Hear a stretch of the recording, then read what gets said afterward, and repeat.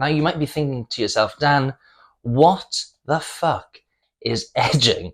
And honestly, until I started hearing these divs making absurd claims on podcasts that edging before training can boost testosterone by 400%, I had no idea what edging was either. But thanks to good old Wikipedia, my understanding is edging is having a wank to the point of blowing your load, stopping and rinsing and repeating that process.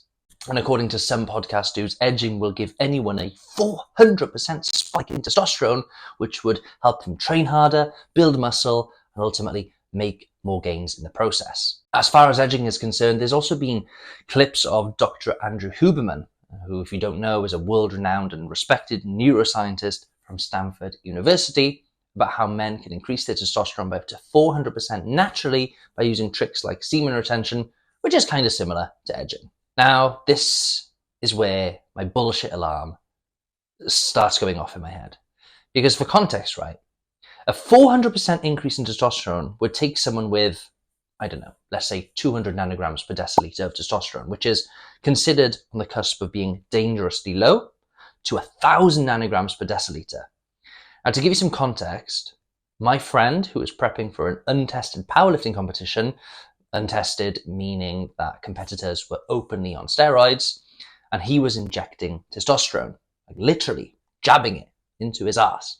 And he was walking around sitting with around 800 nanograms per deciliter of testosterone in his body. But after looking online, I couldn't find a single study of this 400% increase in testosterone that apparently guys get from semen retention and edging. But I did find one study that showed a 45% increase in testosterone after 7 days of abstaining from ejaculation. So either Andrew Huberman either misread the study, misspoke, and made an honest mistake. I think he's a good guy. I don't think he's going to just create a story out of nothing. Then other content creators heard guys like Huberman make these claims, and they just didn't bother to fact check and then just spread factually incorrect content. And this is why it is so important to do your own research, especially if you hear it from unreliable sources, like from crypto bros turned fitness experts on Twitter during the bear market. Now, I know there'll be a lot of guys maybe in the comments saying, but Dan, edging and semen retention are two completely different things. I edge before the gym and I feel like I can train harder, so it must be doing something for my testosterone. And if that's the case, cool.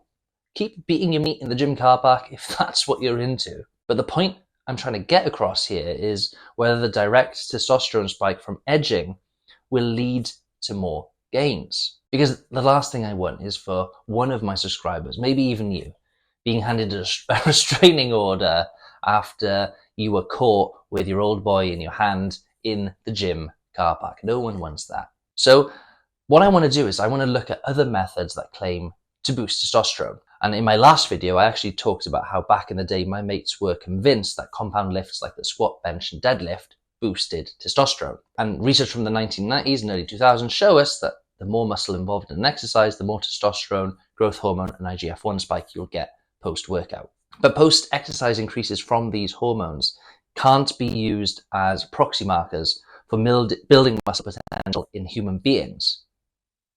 And that's because despite the fact that testosterone does increase with heavy loads that hit multiple muscle groups, like the compound lifts that I've just talked about, these hormones simply spiked up and then came back down after an hour. And that little spike just definitely isn't enough to have a long-lasting effect on muscle gains. And the reason why I told you that story is because I feel like it's a similar thing going on here with edging, where the supposed boost in testosterone people make or get by edging or semen retention just isn't going to be worthwhile in the sake of boosting testosterone to the point where you start making astronomical gains. At the end of the day, if tugging on your old boy in the gym car park is something you get a kick out of and it makes you feel more aggressive so you can train harder, then honestly, you do you. But as far as edging raising testosterone levels goes, with the, limited research that we've got, I don't think it's worth your time, energy, or effort. And even if it does spike your testosterone, the actual spike itself will be short-lived, having virtually no bearing on your gains. Now, of course, as more evidence builds on topics like this, I am man enough to change my views.